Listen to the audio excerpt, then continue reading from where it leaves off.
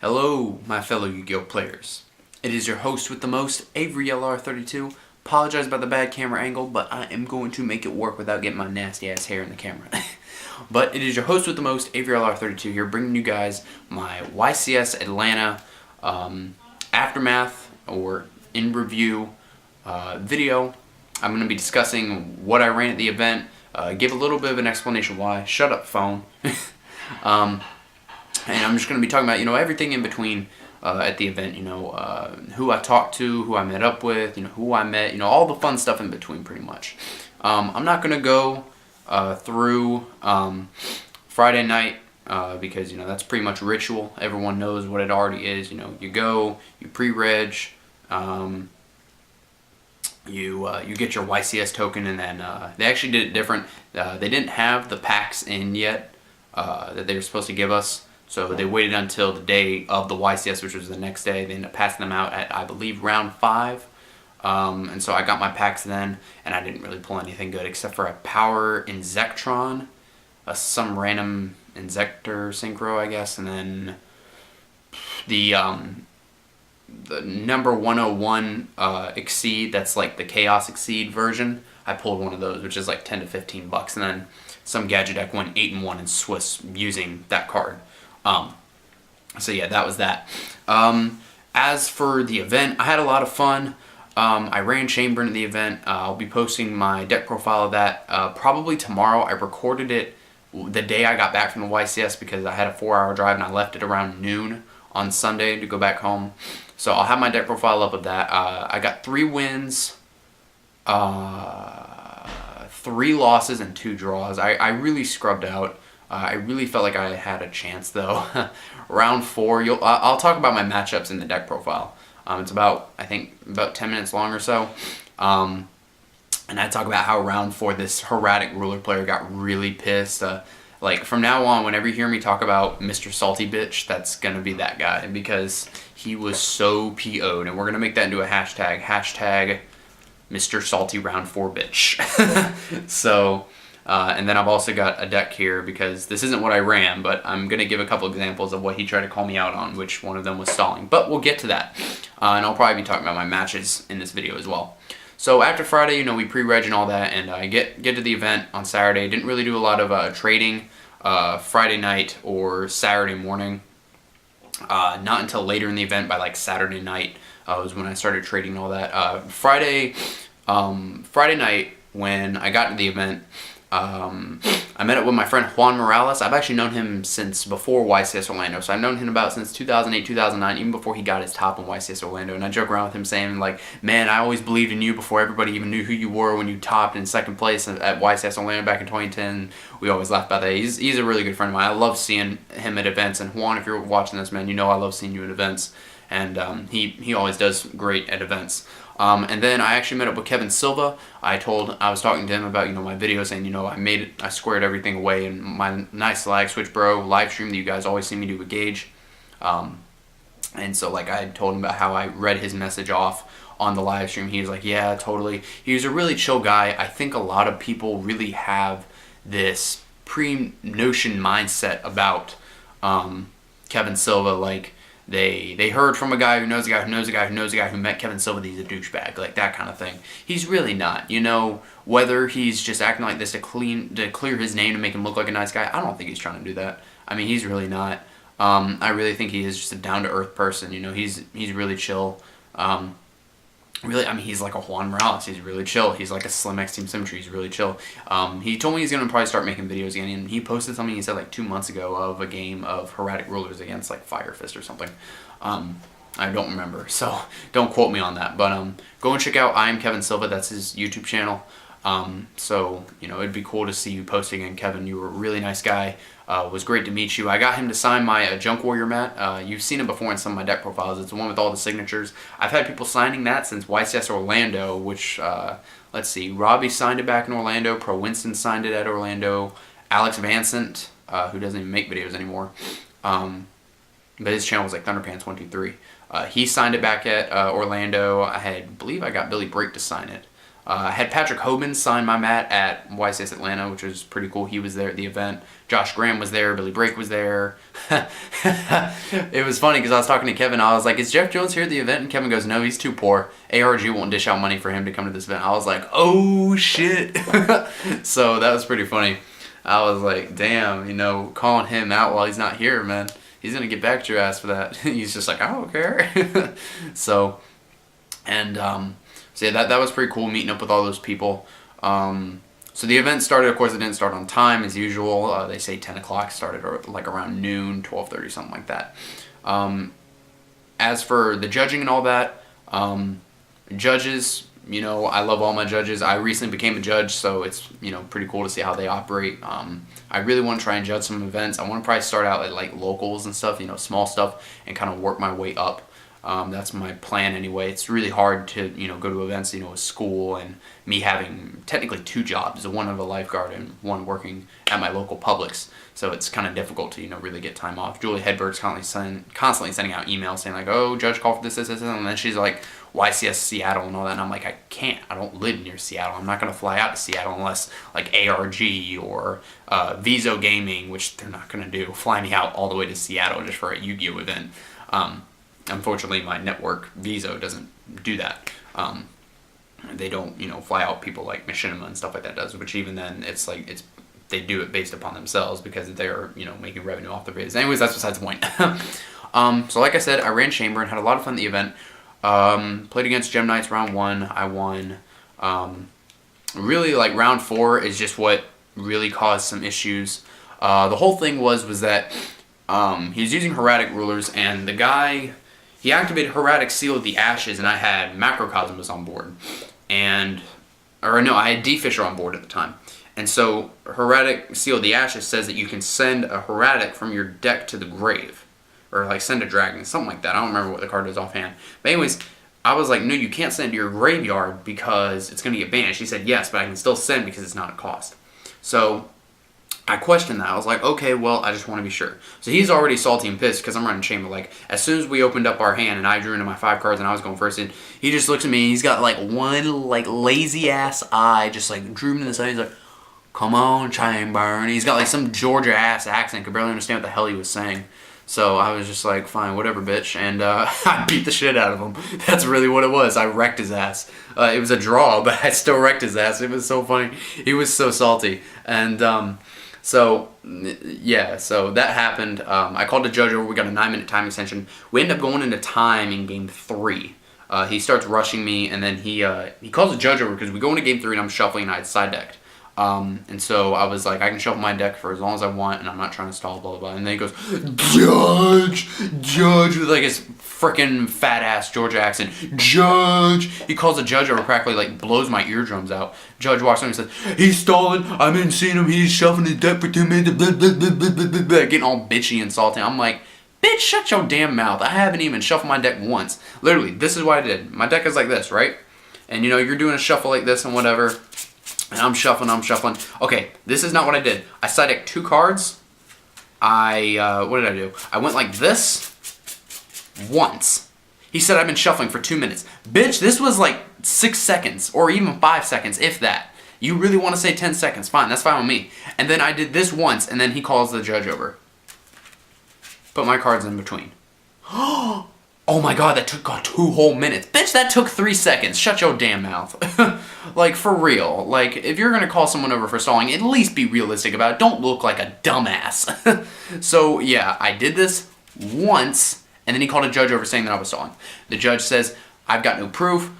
People right behind me were watching the game, and he's like, you saw him. He was stalling. And I'm just like, I was getting really pissed at the time. But at the same time, like, looking back on it, because I was talking to my friend Richard Clark, for those of you who don't know him, he's a really good Dragon player.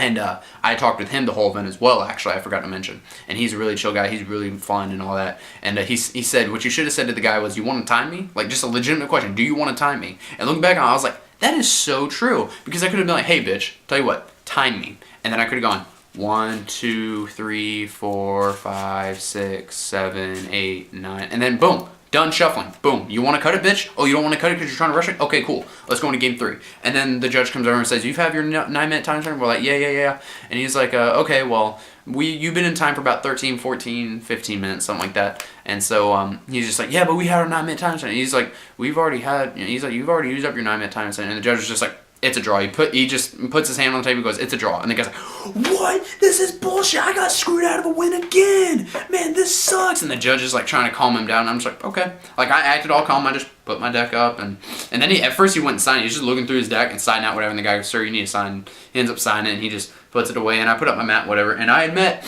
this guy named Caleb. Shout out to you, Caleb. He was a really cool Dark World player.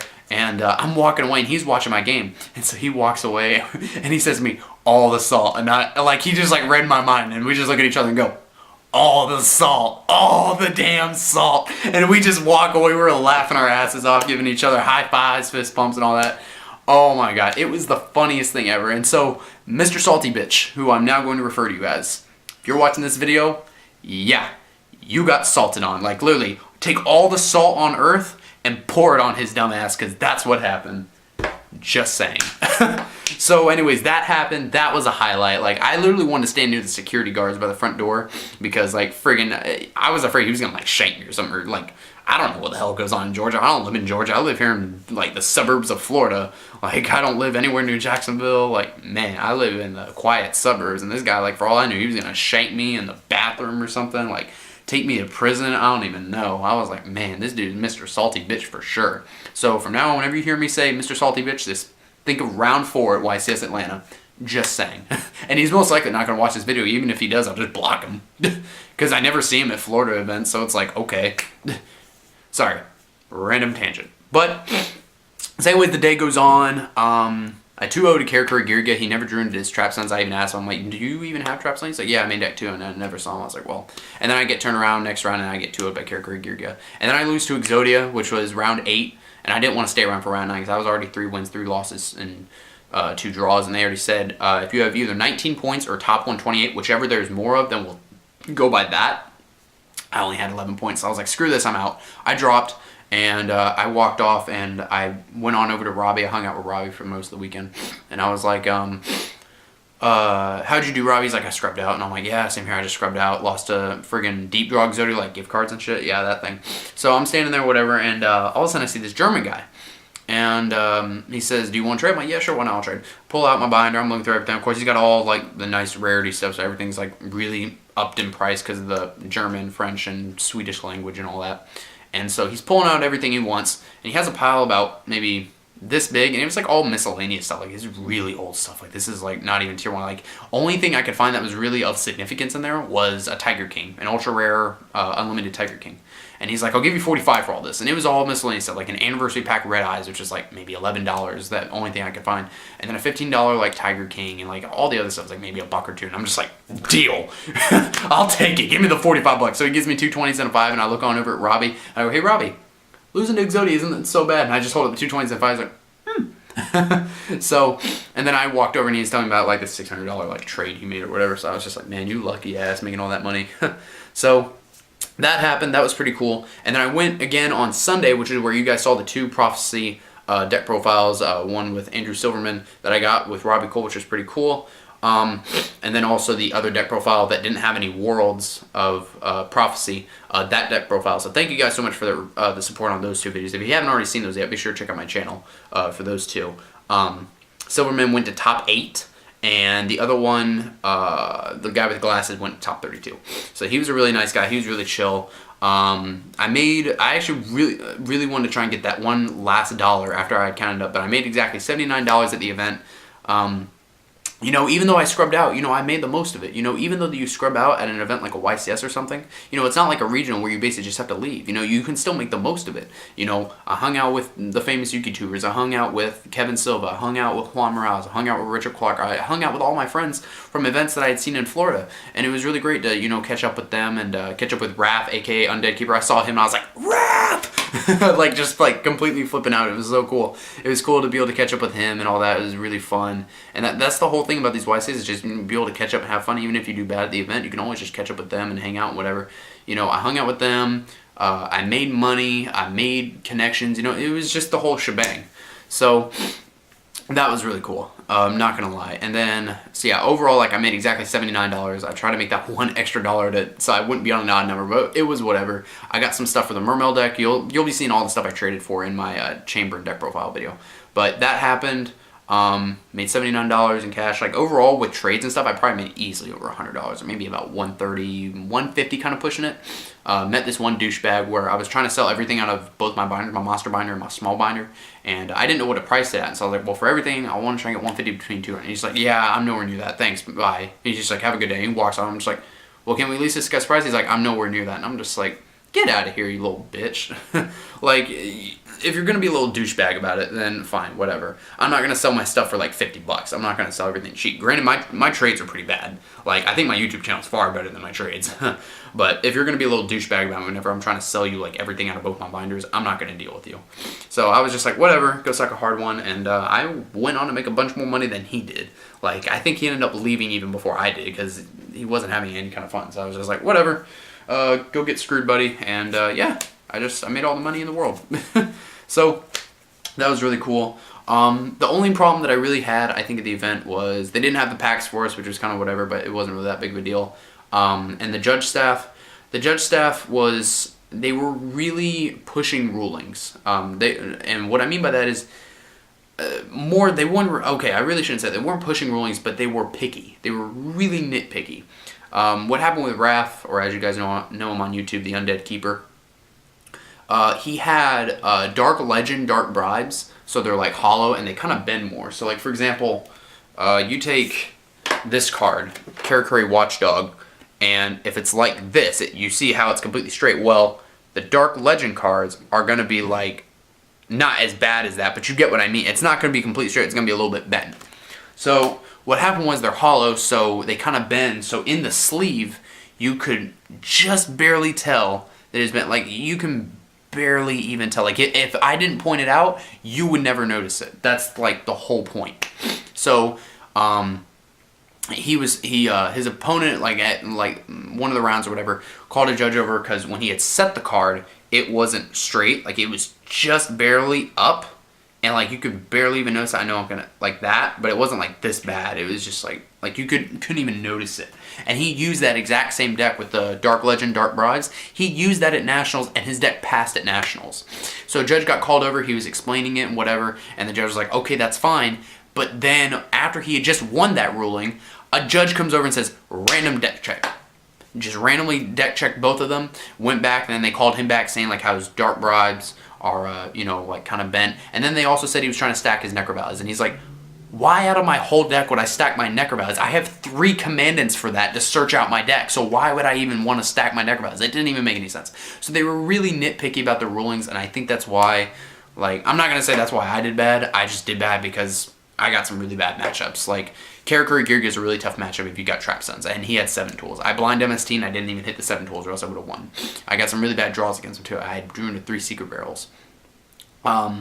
I lost to Deep Draw Exodia because he can just keep on drawing through his deck, and unless I'm able to burn him out quick enough, then, which I really can't do that well if they're not using a meta deck and constantly attacking me, doing what I want them to do, then it's a bit difficult.